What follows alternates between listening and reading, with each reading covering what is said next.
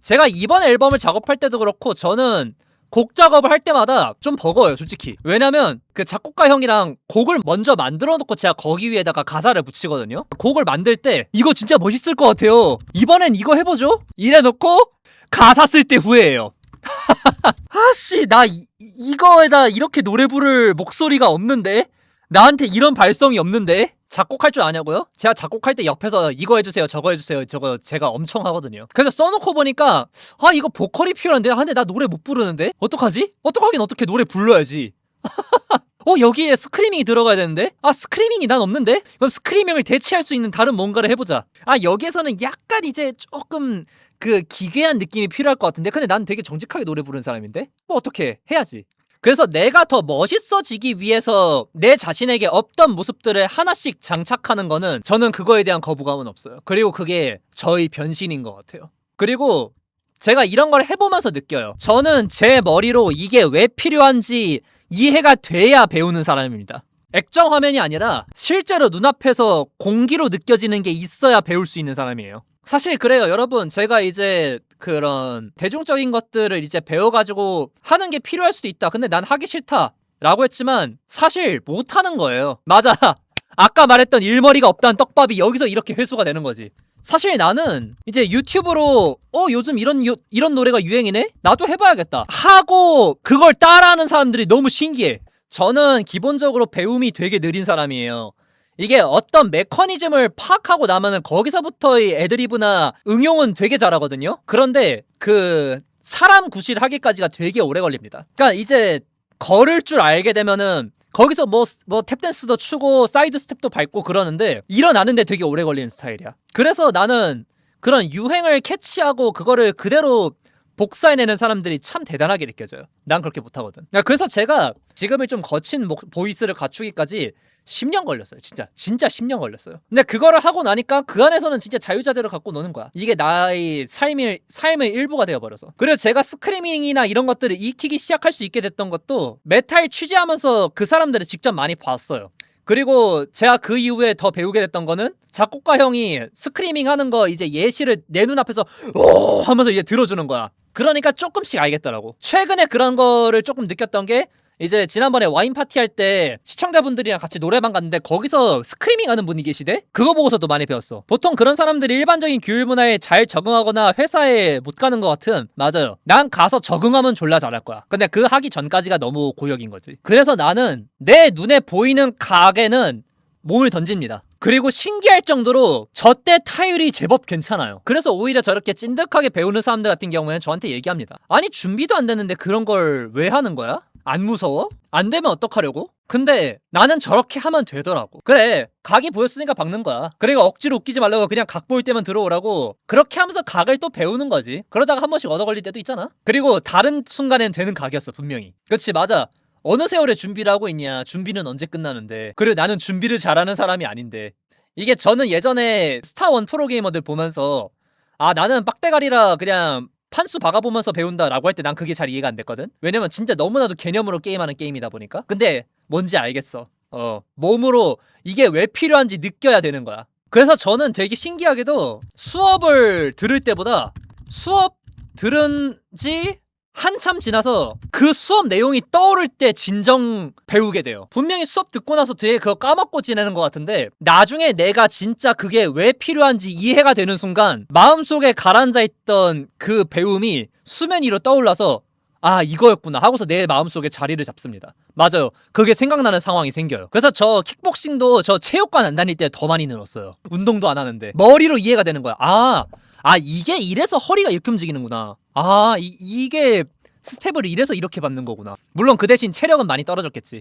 그래서 이제 좀 체육관은 나가야 되긴 하는데, 그러니까 체육관을 비롯해서 배웠다가 쉬었다가 하는 게 저한테 되게 공부가 많이 돼요. 최근에 연기 쪽에서 좀 그렇습니다. 연기를 하지 말라는 말을 난 이해를 온전히 못했어. 그러니까 왜 저 말을 하는지는 알겠는데 결국에 나는 그 연기를 하고 있었던 거야. 근데 어느 순간 알겠더라. 심지어 여러분, 그러면 빙의를 해야 되나요? 아니야, 빙의도 아니야. 그게 메소드 연기거든요? 그것도 아니야. 연기도 빙의도 하면 안 돼. 그냥 내가 진짜 이렇게 해야 될 것처럼 느껴야 돼. 그러니까 만약에 여기서 이제 예를 들어가지고 야, 너 또 술 마셨어? 라는 대사가 있다 치자. 근데 여기서 이제 그 연기를 하려 그러면은 야, 너 또 술 마셨어? 이렇게 됩니다. 아, 이 사람이 화를 내고 싶어서 하는구나 라는 그런 게 느껴지지. 근데 솔직히 이렇게 하니까 내가 잘할 자신이 이제 잘할 수 있을지 모르겠는데, 그러니까 야, 너 또 술 마셨어? 그치, 연기지만 진심이어야 되는 거지. 지금 난 방금은 잘하진 않았어. 잘하진 않았는데 그치, 어떤 그런 각이 있는 거지. 아, 놀래라, 에어팟 던질 뻔했네. 네, 사실 이 상황에서도 이제 바로 그게 튀어나와야 진짜 잘하는 건데 나는 아직은 그 정도 레벨은 아닌 거지. 근데 조금 각을 이해를 하기 시작했어. 맞아, 뭘 하면 안 돼. 그래서 아, 이 정도로만 해도 되나?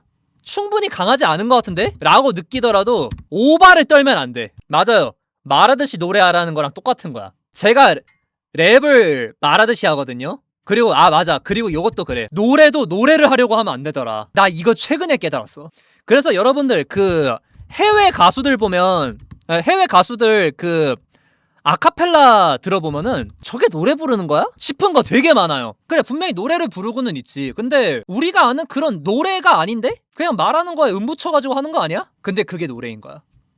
맞아요. 그게 또 언어인 거야. 이 사람이 뭔가 꾸며내는 게 아니라 그냥 말을 하는 거야. 그거를 이제 즐겁게 하기 위해서 노래 음도 붙이고 리듬도 타고 그러는 거야. 그래서 그런 것들이 첫 귀에 강하게 들어오진 않아요. 근데 안 질리고 그리고 강합니다. 맞아, 말에 음 붙이는 게 재능이야. 그래서 한국 가수들 그 차력쇼 하는 유형의 가수들이 많잖아. 그러니까 나는 솔직히 한국 발라드 들으면서 그런 걸 많이 느꼈거든.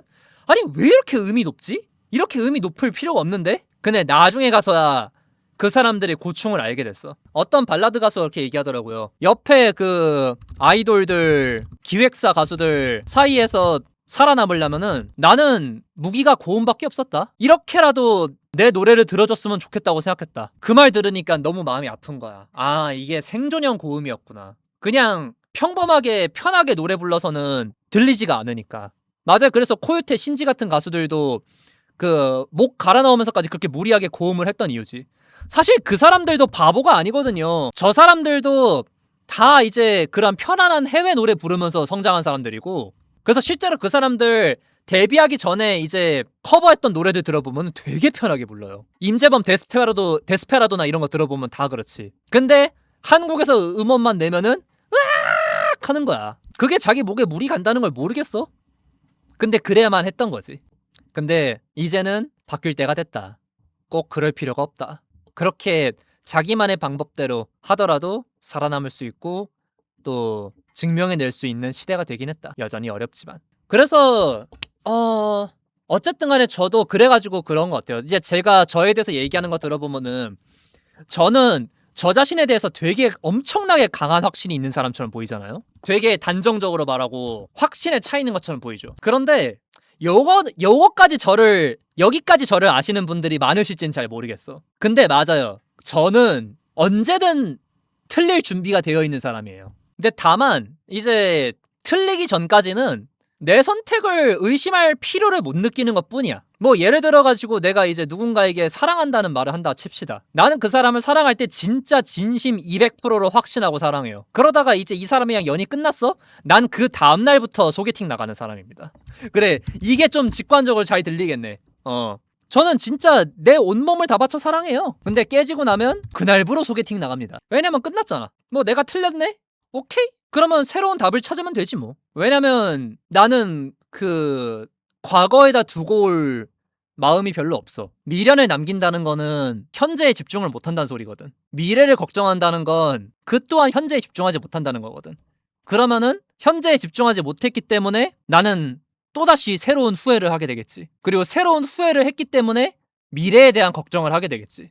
그걸 왜 해야 되지? 그러니까 저는 절대 잊어버리진 않아요. 내가 그 사람에게 가졌던 사랑과 그 사람과 함께했던 행복과 기억, 이런 것들을 절대 잊어버리지 않습니다. 저는 망각을 못하는 사람이에요. 근데 그건 그거고 뭐 그 기억이 내가 노력한다고 해서 바뀌는 것도 아니잖아. 그리고 어쩌면 이게 이미 내가 한 차례 겪어왔던 변신일지도 몰라. 왜냐면 저도 예전에 진짜 미련 많은 스타일이었어요. 그런데 내 눈앞에 있는 사람을 사랑한다는 말을 하고 그리고 거기에 점점 진심이 되다 보니까 이런 사람이 되었어요. 그러니까 저는 진정한 사랑이 무엇인지를 계속 쫓던 사람이었고, 그래서 진정한 사랑을 하려면 어떻게 해야 되는지 연구를 많이 했어요. 근데 제가 내린 결론은 진정한 사랑은 내 가지고 있는 모든 전력을 이 사람에게만 쏟는 것이다. 그러면은 앞뒤로 낭비할 게 없겠네? 라고 해서 전 지금 이렇게 된 거예요. 그래, 나도 그래서 헤어지자마자 다른 사람 만나고 그런 거 나도 예전에 사람의 마음이 없는 기가 막 그랬어요. 근데 아니야.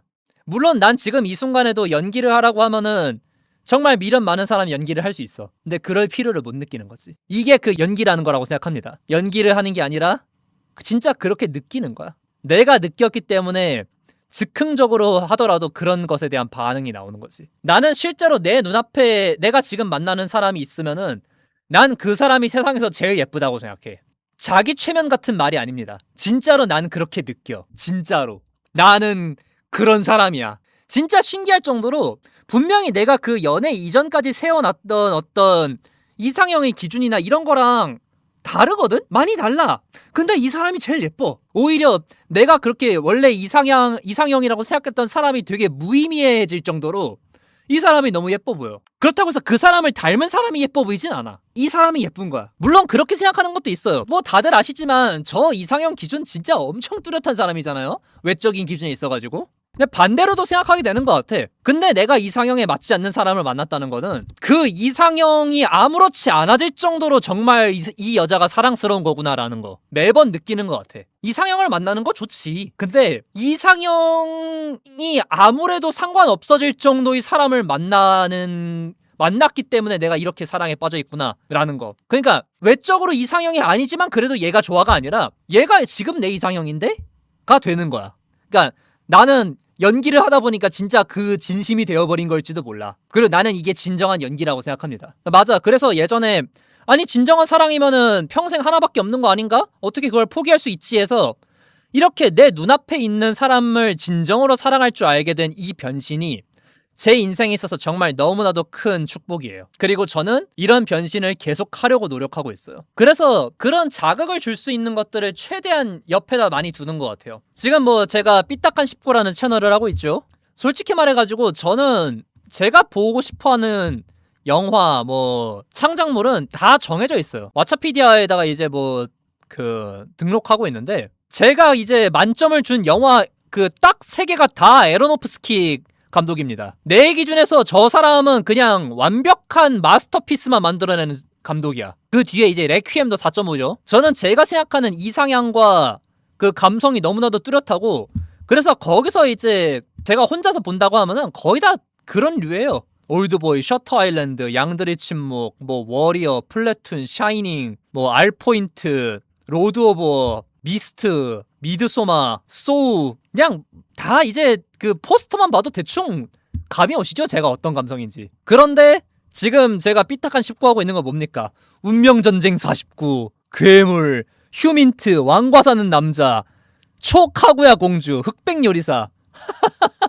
나 혼자였으면 진짜 단 하나도 안 봤을 작품들입니다. 근데 저렇게 자꾸 새로운 자극을 받고 저 음악도 제가 듣기 싫어하는 장르 일부러 듣거든요. 저는 늙지 않고 고이지 않으려면은 계속 자극을 줘야 되더라고. 그리고 그러다 보면은 진짜로 이제 내가 참 그래요. 변신이라는 게 당연히 이제 내가 보이는 각대로 움직이겠지만 그 보이는 각을 내가 보이는 대로만 있을 거라고 생각하지 않고 계속 새로운 자극을 줘야만 관성대로 하지 않고 내가 새로운 각을 창출해낼 수 있더라고. 그래서 이게 맞나 싶을 때도 그리고 정말 이거는 내 커리어를 걸어야 될 정도로 위험하다라고 생각할 때도 계속 몸을 던져보는 것 같아요. 그래서 저 삐딱한 19를 하면서 제가 좀 많이 배우고 있어요. 이런 세계가 있구나. 사람들이 이런 걸 좋아하는구나. 그리고 그렇게 새로운 시각들을 배운다는 거는 나를 읽는 게 아니에요. 아예 다른 그 모습을 한 사람들을 이해함으로써 오히려 내 자신은 이런 모습이구나.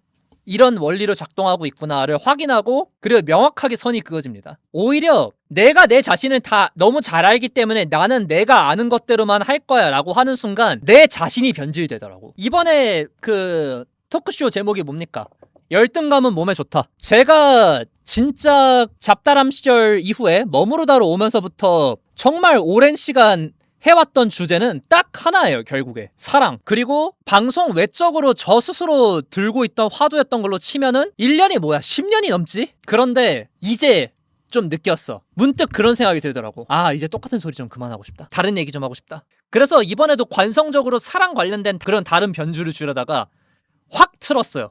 열등감을 다뤄보자. 그리고 딱 이거를 새로 다루는 순간 당연히 조금 걱정도 되고, 이거 지금 이제 미리 글 써보면서 하씨 이거 좀 확실히 몸에 익진 않은데? 싶기도 해요. 근데 이런 걸 계속 해야 되는구나. 맞아요. 그냥 나는 이런 모습이야 라고 정의하는 순간 사람이 그 단어에 갇혀요. 사실 여러분 그런 얘기들 하잖아. 번역은 무조건 오역이다. 그리고 사실 단어 자체가 그래요. 단어는 무조건 왜곡시키게 돼 있습니다. 그리고 심지어 우리는 매 초 변해요. 매 순간 우리는 다른 사람이 됩니다. 그래서 나는 이런 사람이다 라고 정의를 해놨어도 조금 나중에 보면은 사실 달라져요. 아주 간단하게 얘기해가지고 똑같은 사람에게 똑같은 질문을 1시간마다 물어보면은 매 시간 다른 답변이 나와요. 그런데 그 얄팍한 단어에 나를 안다라는 오만으로 나를 가둬버리는 순간 그냥 나는 그 단어에서 벗어나지 못하는 사람이 돼버리는 거야. 그래서 분명히 나에 대해서 확신해가지고 정의하는 것들은 필요하지만 계속 변해야 됩니다. 계속 새로운 자극을 받아야 되고 계속 이런 것도 있구나. 그럼 나는 이런 건가? 라는 의심을 질문을 가져야 됩니다. 나는 그걸 이번에 좀 많이 느꼈어요. 그치? 그래서 나는 한 가지 단어도 몇 번이고 다시 정의하잖아. 사실 그래서 내가 사랑이란 얘기를 그렇게 10년 넘게 해올 수 있었는지도 몰라. 그런데 그럼에도 이제 10년 동안 해오다 보니까 슬슬 조금 질리는 감이 있고, 그래서 이게 싫어진 건 아니고 안 다루진 않겠지만 좀 천천히 다시 거리를 뒀다가 그 다음에 다시 다뤄봐야겠다라는 생각을 하지. 그러한 정의가 그동안 플라톤주의 하에서 이루어진 본질론에 해당하는 이야기들 같은, 저는 실제 철학에 대해서는 일자무식이에요. 나는 철학자들 이름도 잘 몰라. 근데 이렇게 기존에 있는 철학가들이 이런 것이다라고 정해주면 난 되게 감사하지. 그리고 이번에 이제 에세이 모임도 그래서 주제가 복수냐 용서냐죠. 물론 이제 저는 그래서 다른 에세이 모임장이 좀 있기를 바래요. 이게 그런 게 있어요. 좀 보편적으로 통용되는 법칙 중 하나가 뭐냐면, 한 소설가가 만들어낼 수 있는 문체는 결국에 제한돼 있다. 그래, 소설가보단 각본가가 더 맞겠다. 그래서 배우들이 대본을 받고 정말 대본에 적혀있는 대로 짜여 있는 대로 하기를 바라는 감독들도 있지만, 적지 않은 경우에 이제 배우들이 자기 입에 맞게 해석하게 내버려두는 경우도 있어요. 그리고 그것들을 감독들이 잘 활용하는 이유기도 하죠. 왜냐면 그냥 그대로 두면은 아무리 이제 머리를 짜내서 한다고 한들 뭔가 같은 사람이 말하는 것 같은 느낌을 주거든. 제가 지금 에세이 모임을 하는 것도 좀 비슷합니다. 당연히 제가 제 딴에는 좀 다양하게 이야기를 하려고 합니다. 그런데 유하람이라는 사람이 특히나 뭔가에 하나에 꽂히면은 그것밖에 생각을 못하는 사람이고, 그리고 그러다 보니까 거기에서 바리에이션이 나오는 거에 그칠 때가 많단 말이야. 근데 지금 이제 저랑 에세이 모임 같이 하고 있는 다른 한 친구 같은 경우는 저랑 아예 다른 사람이고, 그래서 제가 이 친구한테 너만의 에세이 모임도 이제 열 준비해라 라고 그렇게 얘기를 하고 있어요. 근데 이제 한두 명 정도 더 있으면 좋겠다는 생각하지. 난 개인적으로 에세이 모임을 일주일 내내 돌리는 걸 하고 싶어가지고, 내가 그 이전에 이 공간에서 했던 것처럼. 왜냐면 그래야 내가 하루씩 놀러 갈 수도 있을 테니까. 그러면 또 새로운 자극을 받겠지. 그리고 심지어 진행 방식이 있어서도 그래요. 유아람식 최적화된 90분짜리 그 진행 방식이 너무 정해져 있어요. 당연히 난 그 부분에 있어서 숙련도는 당연히 높지. 그리고 자신 있지. 언제든 하더라도 지루하지 않게 할 자신이 있으니까. 근데 내가 느끼기엔 좀 뻔해. 내 스스로가 너무 많이 봐왔다 보니까. 솔직히 머무르다도 그렇고 그 유아람 채널도 그렇고 그런 게 없지는 않거든요. 물론 그렇게 이제 익숙한 맛을 하는 것도 능력이긴 해. 아니, 김치찌개 파는 집이 김치찌개를 팔아야지. 갑자기 야, 레퍼토리를 좀 바꿔야겠는데 하면서 이제 민초 김치찌개를 내면 거기서 이제 존망하는 거지. 근데 나는 그런 우를 범하진 않습니다. 근데 그럼에도 나도 이제 초밥도 좀 먹어보고 두점쿠도 먹어보고 하면서 요즘은 이런 맛이 통하는구나 라는 것들을 좀 알게 될 필요가 있는 거지.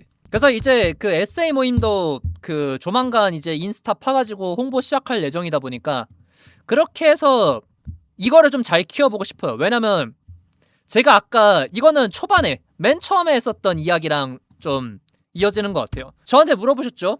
토크쇼 재밌게 할 자신 있으신가요? 그러니까 여러분, 저는 이거 머무르다 켤 때는 대본 단 한 줄도 안 쓰고 옵니다.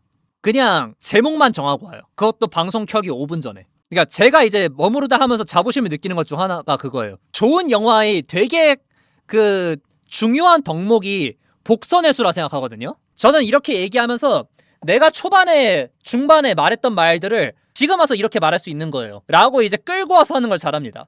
그래서 이 한 방송 자체가 통일성 그리고 이제 어떤 완성도를 갖추게 돼요. 그치? 미리 준비는 안 했지만 진행 과정에서 그걸 신경 쓰면서 말을 한다? 신경 쓰면서 하는 것도 있고 좀 자연스럽게 떠오르는 것도 있어요. 그치, 그만큼 평소에 생각을 많이 해서 그런 것도 있기는 하지만. 그래서 솔직히 그래요. 토크쇼 저거 지금 제가 뭐 글 써서 준비하고 있겠네. 글 안 쓰고 가도 나 잘해. 근데 어쨌든 간에 이제 토크쇼라는 이름을 달고 있는 이상 좀 더 짜임새 있게 하고 싶어가지고 준비를 해서 가져가는 것 뿐이지. 그치, 친절하지 않은 복선의 수. 맞아요. 요샌 그걸 못하는 작품이 너무 많아. 결말을 생각 안 해서.